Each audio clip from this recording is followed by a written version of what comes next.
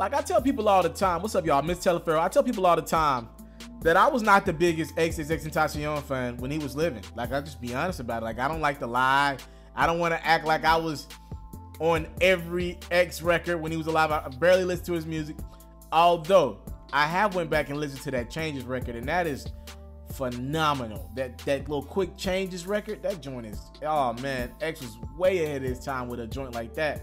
But in regards to X, I was never the biggest fan, and I said that to say the music that is coming out since he's been gone that has had X featured on it, you know, either I was asleep on X when he was alive, or artists who have records with X and are kind of waiting to strategically put him out, since they know he's gone, they're putting their all into like the production and everything of the record because he's no longer here, and they know they're one of his last moments, right, as a musician, right? So they're putting their all in these records, or I was asleep because I'm listening to Lil Wayne's Carter 5 and X is on it, and I like that record. Don't cry. I like it a lot. It's very well put together, and it sounds like an X record, right? It doesn't sound like a Wayne record. It sounds like an X record.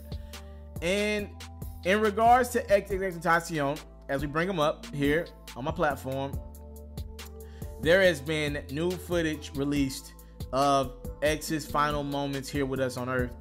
And I'm gonna be honest with you.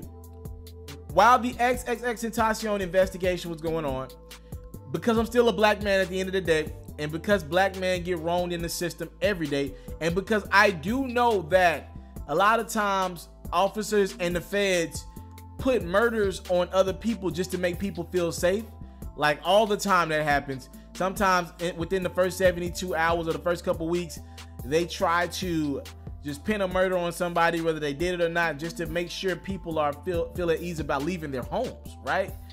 And because I am a black man, I was concerned about how quickly investigators were able to come up with a name or two in which they wanted for X's death, and then they got up to 4 names, right? So we had Robert Allen, we had Michael Boatwright, we had Trayvon Newsom, and then the first guy I believe that we heard about was Dedrick Williams. Now, since then, all 4 of these guys have been captured. They're currently behind bars and facing murder charges, along with other stuff. So in regards to this whole situation, video evidence has been released now, and I'll get into that video more in depth in a second. The reason why the video evidence is released now, there's surveillance cameras that was there at this outside of this motorcycle dealership in Pompano Beach, Florida. I hope I'm saying that right. The reason why this footage was released right now was because Robert Allen was looking for bail again. One of these suspects, or one of these guys that's on trial for murder, or going to be on trial for X's murder, he was looking for some sort of a bail. His premise was, yo, you can't really prove that I had anything to do with, I didn't fire a gun, right? So the prosecution brought up the video. They were like, okay, you might not have fired the gun, but we got evidence that it's clear as day that you were involved in this shooting. You want to see it? So they got surveillance cameras, and in the surveillance cameras, you can clear as day see Robert Allen and Dedrick Williams get out of a Dodge Journey that pulled in right after X pulled in inside this motorcycle shop. They walk inside of the motorcycle shop. They go check and make sure X is in there. They look at X in his face. One of the guys gets on his phone and texts. I'm sure texting the other 2 men that are inside of the car outside, waiting outside, which would be Michael Boatwright and Trayvon Newsom. Allen and Dedrick Williams then leave outside of the motorcycle shop. They go back to the car. They wait on X to come out of the motorcycle shop. And then Allen and Williams, they drive the car, while Newsom and Boatwright actually are the guys that get outside of the vehicle as they block X off. And from there's actually video evidence of them scuffling with XXXTentacion. One guy's gonna actually go on the other side and get inside of the vehicle with X. I'm gonna tell you why that means something to me shortly. But then we see footage of the fatal bullet as X was fighting them off. He was definitely battling. I don't know if that was a smart move, but he was fighting them off, and he ends up getting shot trying to fight them off. And they take the bag and they run off or whatever. you know, the thing that I noticed when that guy got on the other side of the vehicle with X, I didn't know that. I didn't know somebody got in X's car with him, right? One of the two guys between Trayvon and Michael. You know what that tells me? He didn't come out with a weapon. I don't believe there's been any conversation of him. He would have came out with like a strap if X had a strap on him. So that makes me believe even more that, yo, you were fighting with a guy. Y'all had rifles, like crazy types of rifles. You didn't, like, your life was nowhere in danger. You know, you didn't need to shoot this guy. You 100% already could have robbed X. And I'm not advocating for anybody to get robbed. Y'all know I ain't doing no robbing or nothing like that. I'm just saying, yo, somebody between Trayvon and Michael Boatwright, one of those guys got arrogant. And they already had the money. The scuffle was nothing. It's two of y'all against one of him, right? The scuffle is nothing. All y'all had to do is take the bag and leave. Man, if it's just a robbery, X, man, that thing probably don't even, that thing's on the news one day. We say robbed at gunpoint and we never hear anything of it.